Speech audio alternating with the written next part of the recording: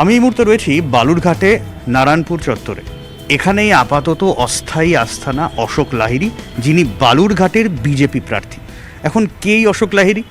যদি অশোক লাহিড়ী কে এটা বলতে হয় তাহলে তালিকাটা অনেক লম্বা হবে। কীরকম? দেশের প্রথম সারির অর্থনীতিবিদদের মধ্যে একজন।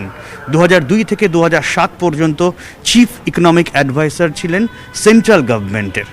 National institute of public health policy তার ডিরেক্টর ছিলেন। এশিয়ান ডেভেলপমেন্ট ব্যাংক তার এক্সিকিউটিভ ডিরেক্টর ছিলেন। ইন্ডিয়ান স্ট্যাটিস্টিক্যাল ইনস্টিটিউটের চেয়ারম্যান ছিলেন। বন্ধন ব্যাংকের চেয়ারম্যান ছিলেন। IMF-এর সঙ্গে যুক্ত ছিলেন এবং তিনি বিশ্বব্যাংক তার সঙ্গেও যুক্ত ছিলেন। দিল্লি স্কুল অফ ইকোনমিক্স তার রিডার ছিলেন। তালিকাটা অনেক লম্বা। তিনি ইকোনমিস্ট, তিনি এডুকেশনিস্ট এবং শখের সেফোলজিও করেন তিনি।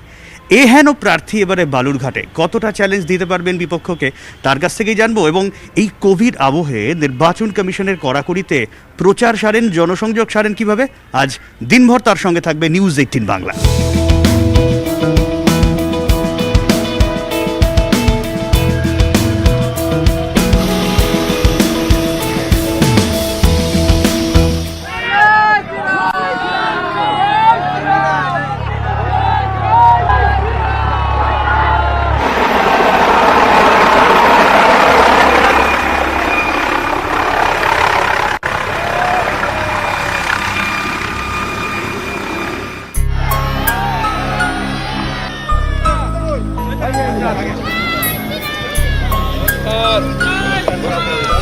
ঠিক আছে,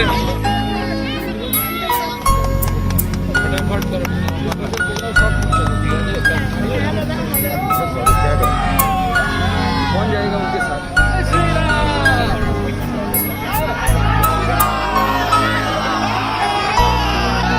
উপস্থিত আছেন আমাদের ভারতীয় জনতা পার্টির প্রার্থী শ্রী অশোক লাহিড়ী। জোরে হাত তালি দিয়ে তাকে স্বাগত জানাবেন। এই পরিবর্তন শুধু আপনারা দেখবেন না, যখন বুড়ো হবেন তখন বলবেন যে এই পরিবর্তন শুধু দেখেননি, এই পরিবর্তন আপনারা এনেছেন। এটা আমি মনে করি পশ্চিমবঙ্গের একটা সন্ধিক্ষণ। 2021 যখন 34 বছর বাম শাসন শেষ হয়ে 2011-তে যেমন তৃণমূল এনেছিলেন, এবার আপনারা তৃণমূলকে বিদায় দিয়ে ভারতীয় জনতা পার্টিকে আনবেন। ক্ষমতা চাই না, পয়সা চাই না, চাই শুধু কাজের সুযোগ। একজন চিন্তাবিদ, অর্থনীতিবিদ, দেশ বিদেশে অনেক জায়গায় ঘুরেছেন, অনেক বড় বড় কাজ করেছেন। তার ইচ্ছা হয়েছে যে বাংলার থেকে আমি এগিয়েছি, সেই বাংলার উন্নয়নে আমার কিছু যোগদান থাকা উচিত। সারা জীবন রাজনীতি করেননি, লেখাপড়া গবেষণা নিয়েছিলেন। তিনি রাজনীতি করতে এসেছেন। আপনারা জানেন রাজনীতির ময়দানটা কত কর্দমাক্ত, কত হিংস্র। তার মতো সজ্জন ব্যক্তি রাজনীতি করতে এসে আমরা সাদরে তাকে গ্রহণ করেছি। আমরা ভাবলাম যে তাকে কোথা থেকে ইলেকশন লড়াই, এই যে মার্কাট চলছে তার মতো ভদ্রলোক কি লড়তে পারবেন? তো সবাই বললেন একটাই জায়গা আছে, বালুরঘাট, যেখানকার মানুষ সচেতন, সংস্কৃতি মনস্ক মানুষ। আমি তার হয়ে আপনাদের সবার কাছে ভোট ভিক্ষা করতে এসেছি। একজন ডক্টরকে আপনারা পাঠিয়েছেন পার্লামেন্টে, আরেকজন ডক্টরকে বিধানসভায় পাঠিয়ে দিন, তাহলে সেই পুরো পরিক্রমা হয়ে যাবে। একটা জিনিস জানতে ইচ্ছা করছে যে দিলীপ ঘোষের রাজনৈতিক ঘরানা একরকম, প্রত্যেকটা রাজনীতিবিদদের রাজনৈতিক ঘরানা একরকম, আর আপনি একেবারে অন্যরকম ঘরানা থেকে রাজনীতিতে। কি মনে হচ্ছে বিষয়টা ঠিকঠাক হয়ে যাবে? দেখুন, 2014 সালে যখন প্রধানমন্ত্রী মোদি এসেছিলেন তখন অনেকে ওকে বিকাশ পুরুষ বলেছিলেন। আমি যেটা মনে করি ভারতবর্ষের জন্য কিংবা যে কোনো প্রদেশের জন্য সবচেয়ে যে বড় প্রয়োজন সেটা হচ্ছে উন্নয়ন বা বিকাশ। তো আমি ভারতীয় জনতা পার্টির মনোনীত প্রার্থী। আমার সঙ্গে বিজেপির সবচেয়ে বড় যে সংযোগ সেটা হচ্ছে অর্থনৈতিক পলিসি, এবং তাতে উদারপন্থী পলিসিস। যেমন ধরুন রাশিয়াতে, ওরা তো বুদ্ধিমান লোক, 1917 সাল থেকে 1991 অবধি দীর্ঘ 74 বছর লেনিন সাহেবের দেশ, টলস্টয়ের দেশ, কোলমোগভের দেশ, ওখানে অনেক বড় বড় পণ্ডিত। ওরা চেষ্টা করলেন বামপন্থা, হলো না। তারপর 1991 সালে ওরা বললেন যে কমিউনিজম আর চলবে না, সোভিয়েত ইউনিয়নই ভেঙে গেল। 1979 সালে মাও সেতুংয়ের দীর্ঘ প্রায় 30-32 বছর শাসনের পর ডেং শিয়াওপিংও বললেন যে উদারপন্থী নীতি করতে হবে। তো এই উদারপন্থী নীতি আর বিজেপির সবচেয়ে বড় যে জোর দেয় সেটা হচ্ছে পরিকাঠামোর উপর। তো সেইটা হচ্ছে আমার সবচেয়ে বড় বিজেপির সঙ্গে সংযোগ। আর সেই জন্য আমার ওয়ান পয়েন্ট এজেন্ডা সেটা হচ্ছে উন্নয়ন। মনে করি পশ্চিমবঙ্গের পক্ষে সবচেয়ে বড় প্রয়োজন হচ্ছে উন্নয়ন। আর উন্নয়ন একটা জিনিস, সেটা জোয়ারের মতো। সেই জোয়ার যখন আসবে তখন জাতি ধর্ম নির্বিশেষে সব নৌকো ভেসে উঠবে, এবং তাতে আমি মনে করি যে সাম্প্রদায়িকতা কমবে, দেশে উন্নয়ন হবে, চেহারা পাল্টে যাবে পশ্চিমবঙ্গের।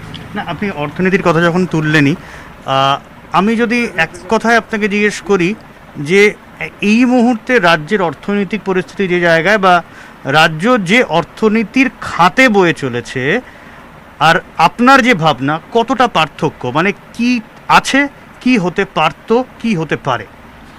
তাতে প্রথমে কতগুলো উদাহরণ দিই। যেমন একটা হচ্ছে বন্দর।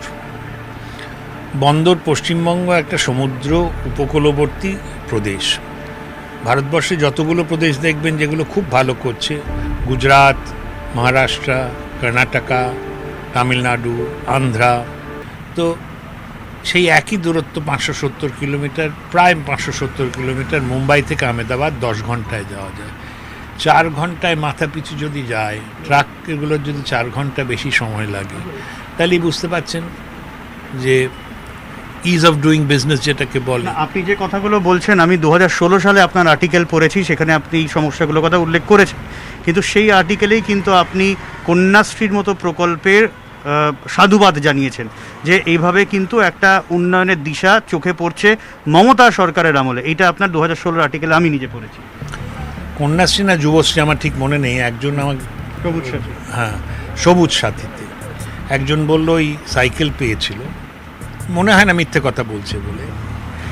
ওইটির সাইকেল যখন ও পেল তখন ওটা টিউব ছিল না। প্রথমে ওই কাঁধে করে সাইকেল নিয়ে যেতে হলো একটা দোকানে, সেখানে টিউব লাগালো, 500 টাকা লাগলো। তারপর ওই সাইকেল এত নিম্নমানের সাইকেল যে বিক্রি করে দিল 1400 টাকায় বিক্রি। আপনি তাহলে দুর্নীতির অভিযোগ তুলছেন, তাই তো? কেন হয়েছে সে তো আমি কারোর কুৎসা করব না, কিন্তু দুর্নীতির অভিযোগ তো প্রায় হয়েই যাচ্ছে। না, তার মানে আপনি বলছেন, এটা কি আমি বলতে পারি যে আপনি বলছেন যে সরকার যেদিকে এগোচ্ছিল সেটা ঠিক পথ, কিন্তু কোথাও গিয়ে পথে দুর্নীতির অভিযোগ ওঠায় সেটা থমকে গেছে? থমকে গেছে, কিংবা যত সুবিধে পাওয়া উচিত ছিল, যত বেনিফিট পাওয়া উচিত ছিল, সেই বেনিফিট পাইনি, কারণ মাস থেকে টাকা বেরিয়ে গেছে। কিন্তু সরকার এই উদ্যোগটাকে আপনি কিভাবে দেখছেন? উদ্যোগ তো কন্যাশ্রীর কথা বলছেন, আমি সমস্ত প্রকল্পের কথা, ওইটা একটাই কথা বলবো, সেটা হচ্ছে যে অনেক কিছুতে কেন্দ্রীয় প্রকল্প আছে যেগুলো এই সমাজ উন্নয়ন বা সোশ্যাল সিকিউরিটির যে কথা বলা হয় সেইগুলো। তো পশ্চিমবঙ্গ সরকার সেগুলো না নিয়ে যেটা করেছে, নিজের নাক কেটে পরের যাত্রাভঙ্গ। তো নিজের নাক কেটে পরের যাত্রাভঙ্গটা আমার মনে হয় না খুব যথার্থ পলিসি। আর একটা বিষয় আপনাকে জিজ্ঞেস করি, আপনি যেহেতু অর্থনীতিবিদ, একটা বিতর্ক ওঠে খুব, বিশেষ করে সোশ্যাল মিডিয়ায় ভোটের আবহে উঠছেই, যে এই যে 2 টাকা কিলো চাল দেওয়া বা এই ধরনের জিনিসগুলো দিয়ে ক্রমশ কি সরকার নির্ভরতা বাড়ানো হচ্ছে, আলাদা কর্মসংস্থানের কোনো দিশা না রেখে সরকারের নির্ভরতা বাড়ানো হচ্ছে? এই বিষয়গুলোকে আপনি মনে করেন উন্নয়নের মাপকাঠি হিসেবে দেখবেন? যেটাকে বলে এফিশিয়েন্সি ওয়েজ। একটা মানুষ যদি খেতে না পায়, দুর্বল হয়ে যায়, তখন চাকরি বাকরিও খোঁজে না, কাজ করতে পারে না, এরকম হয়। তো গরিব মানুষ যে খেতে পাচ্ছে না, চরম দারিদ্র্যে আছে, তাকে, যেটা আমাদের অন্তোদয় হয়েছিল, প্রথম কেন্দ্রীয় সরকার করেছিল, তখন আমি সরকারেই ছিলাম, ওইটার নিশ্চয়ই একটা স্থান আছে পলিসির মধ্যে। কিন্তু বাংলার মানুষ যেটা চাইছে কর্মসংস্থান।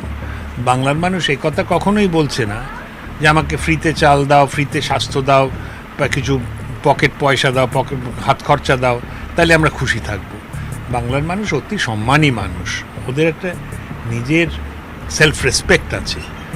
তোরা চাইছে কর্মসংস্থান, সেখানে খালি চাল আর গম আর ডাল আর স্বাস্থ্য দিয়ে, মানে ফ্রিতে স্বাস্থ্য, তাও ব্যাড কোয়ালিটি স্বাস্থ্য দিয়ে তো হবে না।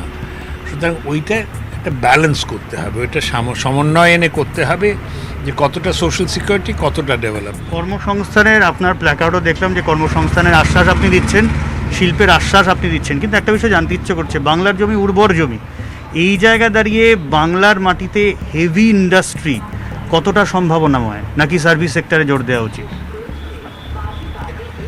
জমির এটা একটা নন ইস্যু মনে হয় আমার, কারণ আমি পশ্চিমবঙ্গের কত এগ্রিকালচার ল্যান্ড আছে আমার হিসেবটা মনে নেই এখন, তো ভারতে 300 মিলিয়ন হেক্টেয়ার হচ্ছে পুরো এগ্রিকালচারাল ল্যান্ড, ওই রকম।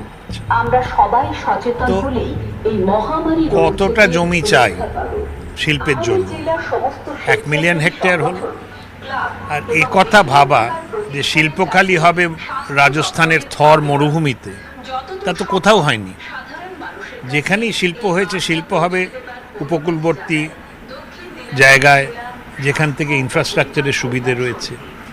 এখন প্রশ্নটা হচ্ছে যে জমি, যে লোকটা জমি দেবে তার যদি সন্দেহ হয় যে কোনো দুর্নীতি আসছে, আমলা কিংবা রাজনৈতিক নেতারা জমি কিনে নিচ্ছেন, জমি কিনে নিয়ে খুব চেষ্টা করছেন যে জমির দাম বেড়ে যাবে তখন আমরা লাভ হব, আর কৃষকদের কাছ থেকে জমি কেনা হচ্ছে অতি কম দামে, তাইলে ওটা কাজ করবে না। কিন্তু আমার ধারণা ল্যান্ড ইউজ পাল্টালে, মানে যেটা কৃষির জমি সেটাকে যখন ইন্ডাস্ট্রিয়াল ল্যান্ড করা যায়, ওর দাম বহুগুণ বেড়ে যায়। তো এমন নিশ্চয়ই সম্ভব ল্যান্ড পুলিং করে কৃষকদের ওইটার মালিকানা দিয়ে যে তোমরাই ভাড়া দাও, এর সমস্যার সমাধান সম্ভব। মমতা বন্দ্যোপাধ্যায় ল্যান্ড ব্যাংক করেছে, ল্যান্ড ব্যাংকের ব্যবস্থা করেছে, সেটা একেবারে ডিজিটালাইজ করেছে, শিল্প আসছে না কেন বলে আপনার মনে হয়? না, ওইগুলো তো দেখেছি আমি, মনে নেই এখন নামগুলো। কোথাও 2 একর, কোথায় একটা বাড়ি, ওইটা হয়ে গেছে একটা এক্সপোর্ট প্রমোশন জোন। ওরমভাবে তো হয় না। ইনফোসিসের ক্যাম্পাস দেখে আসুন মাইসোরে, আর আমাদের সল্টলেকের দেখুন যে আইটি সেক্টরের জন্য যে পার্ক করেছে, তার হিসেব তো সহজেই পাওয়া যাচ্ছে। ভারতবর্ষের আমি লাস্ট হিসেব যখন দেখছিলাম, 100 টাকার যদি রপ্তানি হয় আইটি সার্ভিসেস, পশ্চিমবঙ্গের ভাগ খালি 1.5%। এই বাঙালি ছেলেগুলোই, ব্রিলিয়ান্ট ছেলেগুলো যে ব্যাঙ্গালোর, হায়দ্রাবাদ ওখানে চাকরি করছে, কিন্তু এই ছেলেগুলোকে আমরা এখানে লাগাতে পারছি না, কারণ এটা আমার মনে হয় মিনিয়েচারাইজেশনের প্রবলেম। এটা আমি ওই আর্টিকেলটিতে বোধহয় লিখেছিলাম যে বিগ ব্যান বানিয়েছে, বিগ ব্যানের ছোট প্রতিকৃতি। ওই ছোট প্রতিকৃতি দিয়ে ইন্ডাস্ট্রিয়াল এস্টেট হবে না। Industrial estate must have scale. যথেষ্ট বড় না হলে ওটার সাফল্য দুরূহ।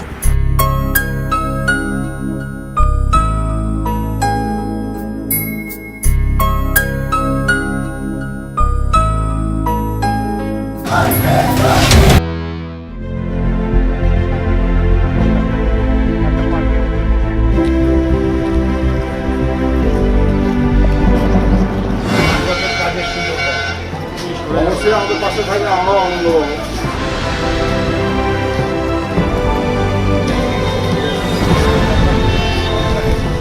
একটা সুযোগ দেন।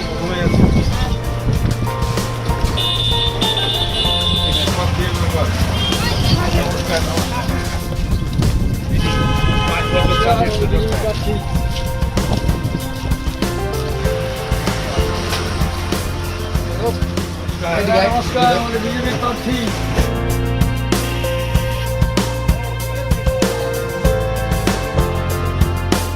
কোভিড আবহে প্রচারের রকম সকম একেবারে পাল্টে গেছে, মানে একদম থরলি জনসংযোগ একটু হলে অসুবিধা হচ্ছে। ভীষণ অসুবিধে। তার কারণ রাজনৈতিক নেতা যখন হয়েছি তখন জনতার সাবধানতা আমাদের ওইটাকেও প্রমোট করতে হবে। তার ফলে লোকজনকেই বলছি যে মাস্ক পরুন, সামাজিক দূরত্ব রক্ষা করুন। কিন্তু সবচেয়ে বড় সমস্যা হচ্ছে সবাই মনে করে, যেমন ওই শাস্ত্রে বলেছিল না যে সবাই ভাবে। নমস্কার। যুধিষ্ঠির ধর্ম জিজ্ঞেস করছে সবচেয়ে আশ্চর্য কি? যুধিষ্ঠির বলেছিল যে সবাই মরে কিন্তু সবাই বিশ্বাস করে আমি মরবো না। সেরকম কোভিডে সবচেয়ে বড় সমস্যা হচ্ছে যে সবাই বিশ্বাস করে যে আমার কোভিড হবে না। এটা একটা ভয়ঙ্কর জিনিস, কারণ আগে ছিল আমাদের মতো বুড়োরাই খালি কোভিড আক্রান্ত হচ্ছে, তো এখন দেখা যাচ্ছে ইয়াং যুবকও নমস্কার নমস্কার আমাদের প্রার্থী এবারকার নির্বাচনী প্রচার খুব অসুবিধা নমস্কার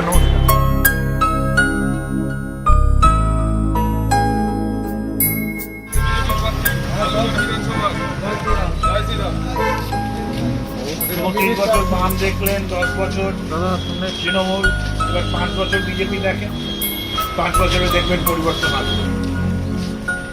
5 বছর কাজের আমি অবশ্যই ক্ষমতা চাই না, চুরি কোনোদিন করি নাই, জানি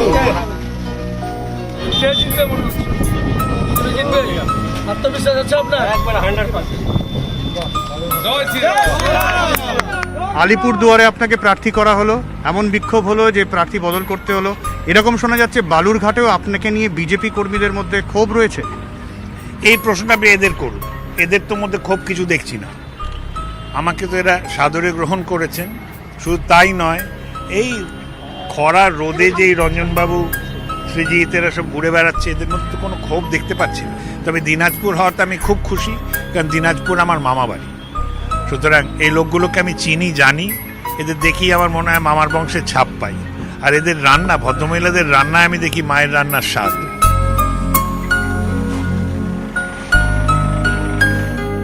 প্রচার একটু তাড়াতাড়ি শেষ করতে হয়েছে প্রার্থীকে, কারণ কোভিড আবহে নির্বাচন কমিশন যে নির্দেশ দিয়েছে সেই অনুযায়ী প্রচারটা কি হবে সাজিয়ে নিতে একটু সময় লাগছে।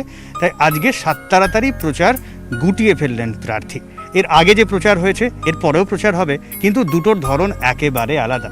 যাই হোক, ফেরার পথে উইকিপিডিয়া ঘাঁটতে ঘাঁটতে অশোক লাহিড়ী সার্চ করলাম, সেখানে লেখা আছে finance minister of West Bengal সম্ভাব্য।